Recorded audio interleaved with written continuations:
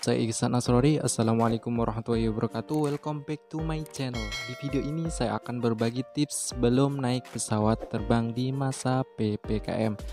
Seperti kita ketahui bahwasanya ketika kita mau bepergian naik pesawat di masa PPKM ini, kita harus mempersiapkan beberapa persyaratan yang harus kita bawa, seperti sertifikat vaksin dan bukti negatif COVID-19. Di dalam video ini saya akan paparkan beberapa hal yang harus dipersiapkan sebelum kita berangkat ke bandara. Kapan kita mulai booking tiket, kapan berangkat PCR, kapan kita berangkat dari rumah. Simak terus videonya sampai akhir. Jika ada pertanyaan silahkan tulis di kolom komentar dan bantu like dan subscribe jika video ini bermanfaat. Terima kasih.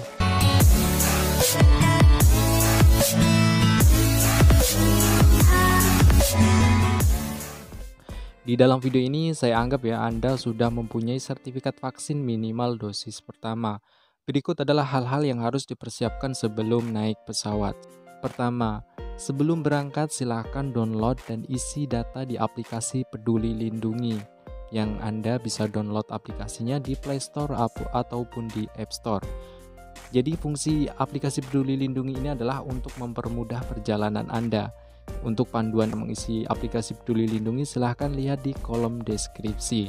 Aplikasi ini ya bisa mempersingkat waktu Anda karena dengan satu aplikasi Anda bisa menunjukkan 3 dokumen sekaligus, yakni sertifikat vaksin, surat bebas COVID-19, dan e-hak.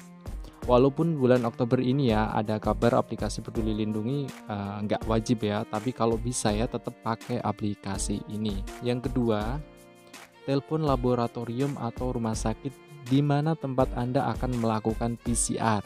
Contohnya seperti ini ya untuk teleponnya. Pak atau Ibu, saya mau menanyakan ya kira-kira berapa jam ya hasil PCR-nya keluar gitu. Nah, untuk rumah sakit atau laboratorium yang bekerja sama dengan pemerintah, silahkan lihat di link yang ada di deskripsi. Lalu ketikkan ya nama kota dan kabupaten terdekat. Dan perhatikan ya teman-teman, harus tes di tempat Fasiankes atau fasilitas pelayanan kesehatan yang ditunjuk berdasarkan Kemenkes RI.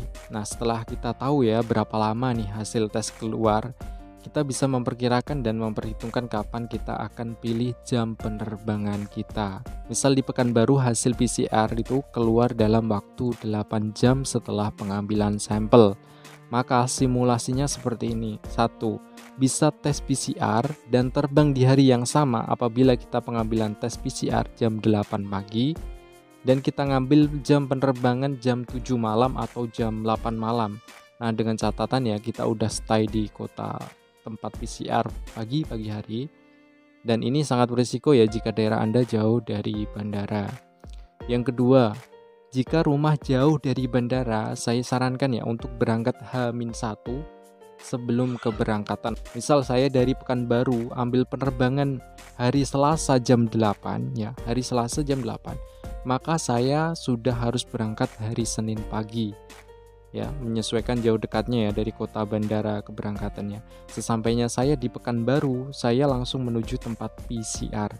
Setelah itu, carilah hotel atau penginapan dekat bandara. Atau jika ingin hemat budget, bisa langsung menuju bandara.